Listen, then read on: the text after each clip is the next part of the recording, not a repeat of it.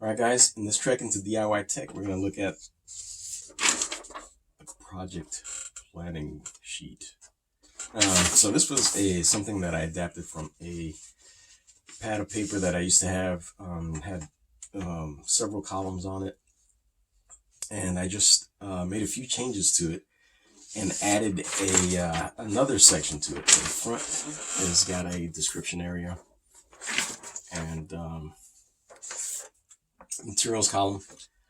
So as you can see, description area, we do the write-up, put materials there, and then on the back we have a sketch and a diagram area. So I'm going to go through and show you how those are used and how that helps you get your product, I keep saying product, your project put together.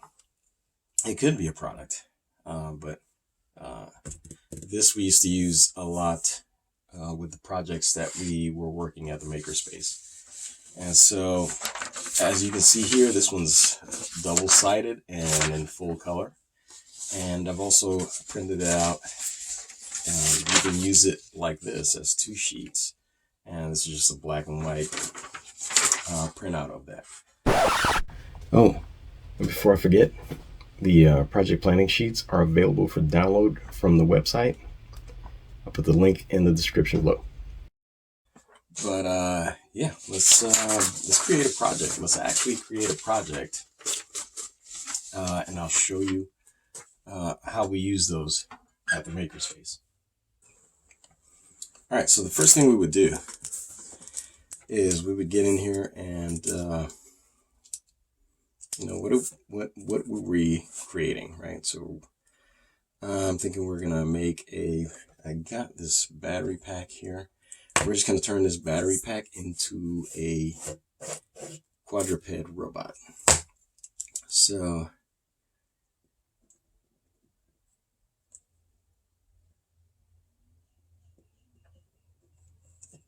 and we'll speed it up so you don't have to watch me writing this whole thing.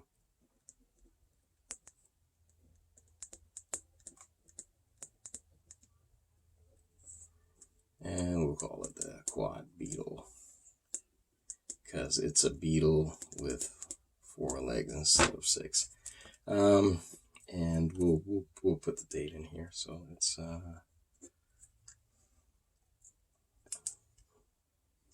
it's this. And so that way we remember when we did this whole thing. And the write-up would just be, a description basically of what we want this thing to do. So kind of like a requirements document. Don't bother trying to read what I'm writing because I have terrible handwriting. The joints in my hands are deteriorating. So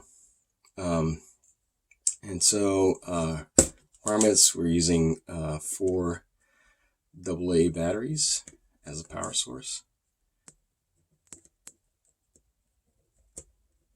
and walks on 4.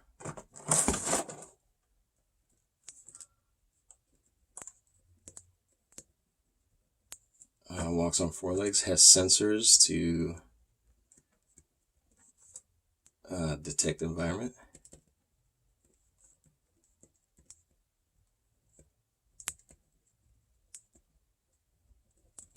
And we're going to put, ultrasonic maybe, and tactile. So we'll create some antennae on there. So back in the day, I created this. We'll link to the video, but this is a skitterbug, or a bread bug robot, which is what it came to be called later because we added the breadboard on there. But I'm thinking we're going to use the same sensor antennae that we have there. It works. Reuse it. So the other thing that we're going to have, and I like to get all the parts together so that I can see scale and everything together.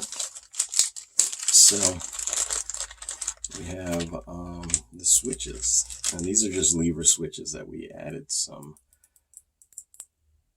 wire to, and length of spring wire or piano wire works because it's a little flexible. And then on this one, so you can see we just added a little bit of shrink tubing to make that less abrasive on the surfaces that you're detecting. So we're going to use those 9-gram servos. So you just start making a list. Lever switches,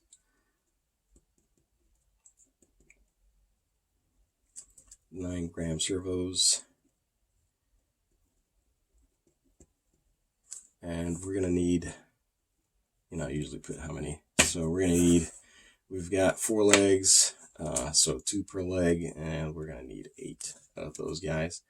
And you know what? We're going to have Bluetooth control.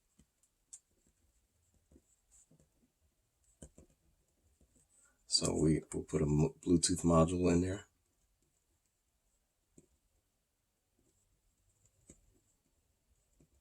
And so forth. And I'll go down the list. And so this guy here is a PWM 16 servo controller, so that your processor doesn't have to do all the work. So you send the signals to this guy, and what it does is it converts that and it saves all the positions for your servos and moves them to those positions. So your microcontroller is freed up to continue, processing this sensor data that's coming in and things like that, without having to stop and set each servo itself. And if you can imagine, you have limited numbers of I/O pins on here. So if you have match up an I/O pin, each I/O pin with each servo, you just lost 8 servo positions, or eight of your pins versus 2. You have 2 data pins. And so you get 6 pins back to do whatever you want on your microcontroller. So that's the other thing that goes on the list. Servo controller and your microcontroller. And in this case, we're using a feather. So our microcontroller is going to be the Adafruit feather board. I think they still have these out there. This is from an old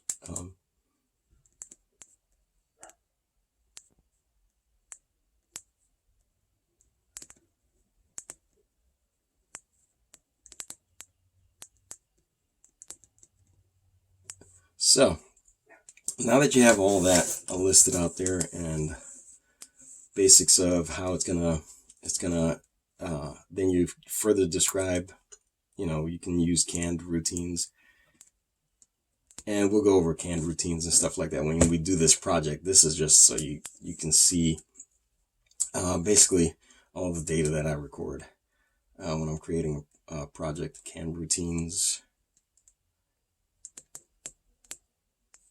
triggered by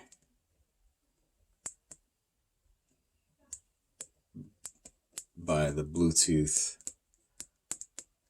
controller input.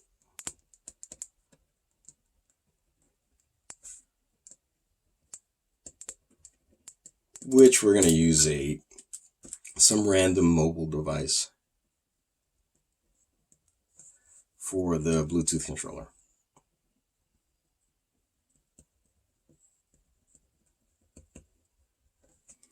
And that's going to be connected to this guy. This guy's going to be connected to this guy, which is connected to this guy, which is connected to these guys there. And that's how we're going to get our motion. And all of this, we'll build it on a chassis that goes right onto the battery box.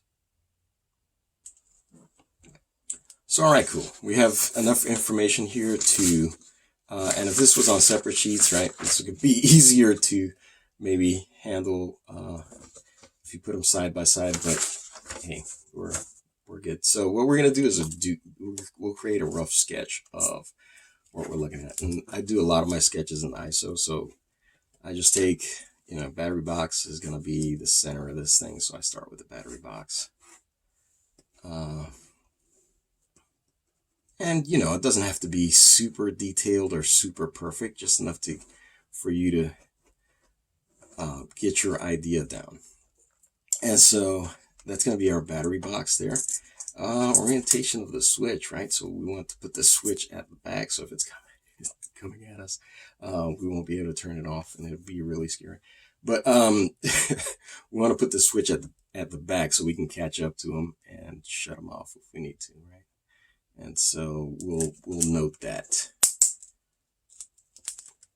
So we'll put on, off.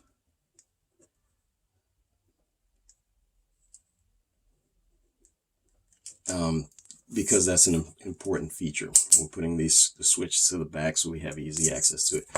The rest of the things you can lay out here and see how they fit, right? So we can put everything on there, see how more or less how it would fit on there. As we sketch, we'll put these guys there. We'll glue them on somehow. And then, and that'll be the top side. And so this guy probably we want standing up in some way, shape, or fashion so that, perfect spot right here. We have extra area for connections. This is a proto area that's conveniently on the board itself. So we may even lay it down this way when we get everything put together here.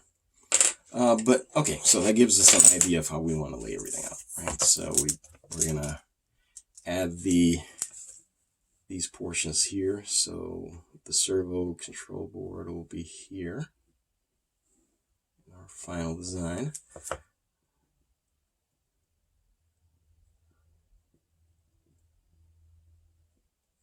Servo control board, our microcontroller will reside here. So we'll lay that out.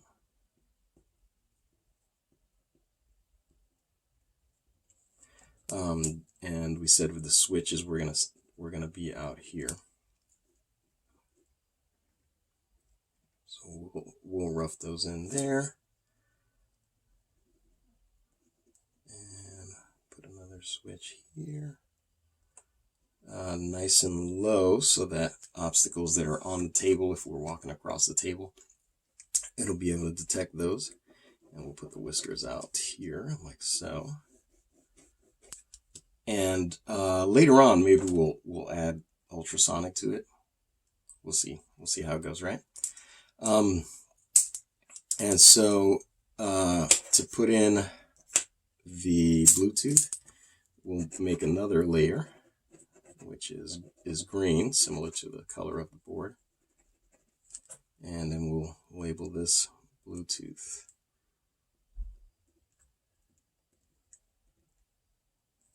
Okay, so now we have the basic layout. What we can put in here as well is how are we going to put these legs on here? So we'll basically sketch the servo in there. And for this, I don't get too detailed yet, because when we get to that point, we're actually going to go in there and just rough it out, because this design is just we're creating a really quick design to get a concept out. And you know what I found? There's a robot called Chopstick out there many years ago. I can't remember the guy's name because I'm really bad with names, but I will put it in the description and maybe up here for you. And so I actually found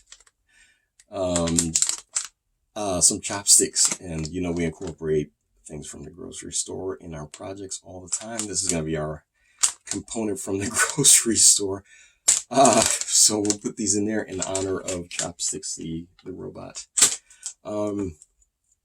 So there you go, servos there. We'll repeat another set of servos here. Same configuration, but opposite, so that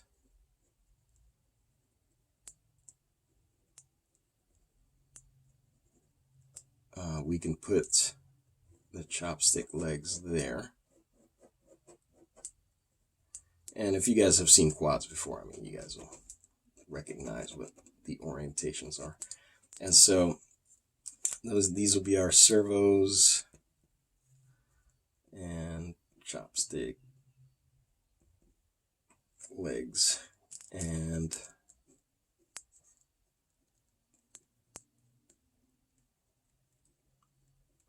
all right, so final piece of this thing is, as we discussed before, how these connections go together. So microcontroller.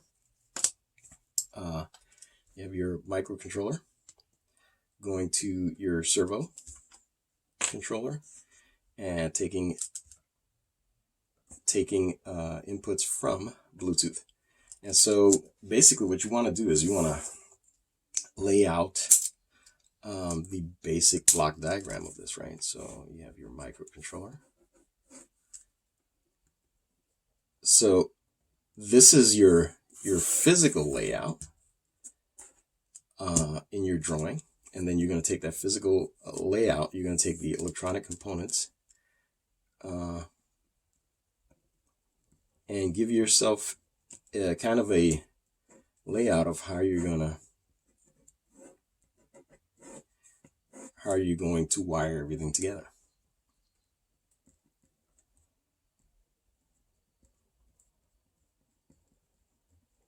And then you have your servos for each leg.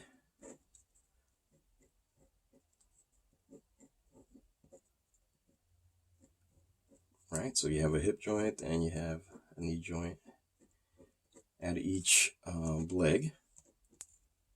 And so they're just all represented there. And you can even number the servos so that when you do your programming, you get the idea. When you do your programming, you can keep track of which servos are where. You know, like leg number 1, leg number 2, leg number 3, leg number 4, servo 1, leg number 2, servo 2, and so forth. And that way you can keep track of who's going where when you do your programming. So here we're going to have the Bluetooth connection coming in.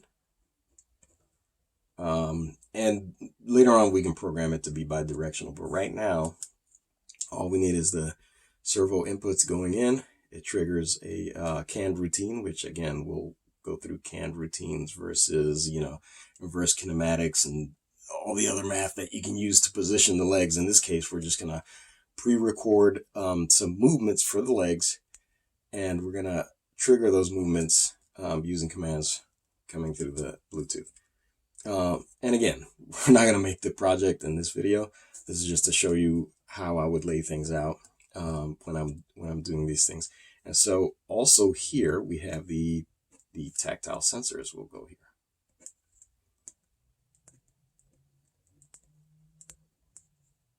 The antennae.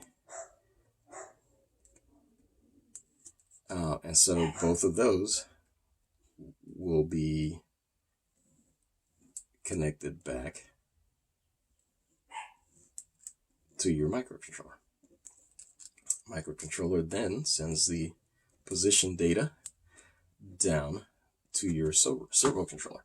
And what I like to do is, instead of using, so I knew that my mechanical drawing was going to be simplified, so I basically almost started in the middle with that guy, using, you know, my component that wasn't going to change, being the battery. We used the battery pack as the center of the project. So, you know, I basically started with that and drew everything else on top of it. And so Some of the other details that you could add is, use VHB to secure components. VHB is just very high bond, double-sided tape. Good stuff. I typically try to stay away from, although we did use a lot of hot glue at the makerspace, I typically stay away from it because high temperatures will cause things to be dislodged, which causes issues. Anyway, in the diagram, I started on the left side, or you can start on the right side. I started on the left side because I knew that I typically make connections to the microcontroller from the right this way, because I add components here and then I connect this way. So for example, if I'm going to put the ultrasonic sensor in here, I would put it in here somewhere and then connect back this way. You could start in the center. It's just my preference for doing that, because I know I'm going to keep adding stuff, so I add from left to right, keeping the microcontroller and the base components on the left side, and that I can easily find everything. So I start, if I'm going to add something here, I go like, oh, where's my microcontroller? Oh, there's my microcontroller. And then I add stuff and link it back there. But anyway, that's basically it. Pretty simple there. And also you can add consumables here as well. So, and consumables are things like glues and solders and things like that are not part of the design proper, but they are things that you use to put it together. So I would put my VHB tape here and things like that. And so if you have, wire ties, or some people call them zip ties, they can go here. And so now you have a list of, what you need to pick up to create this project. You have a section that tells you what the project is going to do, because as soon as you tell somebody the idea and you go like, hey, I got this great idea, I'm going to do this, and you get home, or you get to the bench and you're like, what did I say? What was I supposed to do again? This will give you that. How do you communicate this to everybody? Give it a name. Give it a name. As soon as you give the project a name, it starts to take life. It starts to breathe on its own in a way. The brief description helps you remember what all this is without going through and reading the whole thing, because when you're working on it, you'll be able to read this and refer back to it. But if somebody asks you what this is, what is the quad beetle? Oh, it's a battery pack based quadruped. And again, this one's self-explanatory. Make a sketch of it so you can have your idea is now on paper, and it starts to, you don't have to do all the elevations, meaning, drawing from each side. Give yourself just a reference of what you thought and of course you can do full elevations and left side, right side, top, bottom, isometric. You can do all of that, but I find that for the projects that we were doing at the makerspace, this was more than enough to remind everybody what they were working on. And then this, of course, the block diagram. This will help you remember how you intended to wire all of this together, and also programming. So data flow. Which way does the data flow? Data flow. Right? Which way are the bits going to make everything happen? Right. So when you're writing the program, Bluetooth communicates this way. What are all the component interactions that you have going on there? And that's it. Yeah, hopefully in the few videos from now, you guys will be able to see how this project actually went together. All right. If you're still with me at this point, thank you. I do appreciate you spending the time with me. I hope you got, I hope this helps you in some way. If it did, like, subscribe, share, so that we can keep spreading the knowledge. And we'll see you in the next video.